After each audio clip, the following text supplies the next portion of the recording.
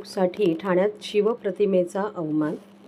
विधानसभा निवडणुकीच्या पार्श्वभूमीवर काही महिन्यांपूर्वी मुख्यमंत्री देवेंद्र फडणवीस यांच्या छायाचित्रासोबत देवाभाऊ असा उल्लेख आणि शिवमुद्रा तसेच देवेंद्र फडणवीस छत्रपती शिवाजी महाराजांना पुष्पांजली अर्पण करतानाच्या चित्ररूपी जाहिराती ठाणे शहरातील विविध भागात भिंतीवर रंगवण्यात आल्या होत्या. या जाहिरातबाजीमुळे सुशोभीकरण केलेल्या ठाण्याचे विद्रुपीकरण झाले. यातील कळवा रेल्वे स्टेशन परिसरात रंगवलेल्या चित्राच्या ठिकाणी अज्ञातांनी छत्रपती शिवाजी महाराजांची प्रतिमा व शिवमुद्रेवर रंग फासून झाकले आणि देवाभाऊ मात्र शिल्लक ठेवले आहे.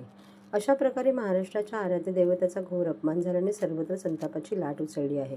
या गंभीर प्रकाराची दखल घेत काँग्रेसचे मुख्य प्रवक्ते राहुल पिंगळे यांच्यासह काँग्रेस पदाधिकारी व शिवप्रेमींनी मोठ्या संख्येने कळवा पोलीस ठाण्यात धडक दिली. यावेळी धार्मिक आणि ऐतिहासिक भावना दुखवणे, समाजात वैमनस्य पसरवणे, काटकारस्थान असेच बदनामी अशा गंभीर गुन्हा प्रकरणी भारतीय न्याय संहिता BNS कलम 295A, 153, 153A, 500, 501, 298, 120B अन्वये गुन्हा नोंदवण्याची औपचारिक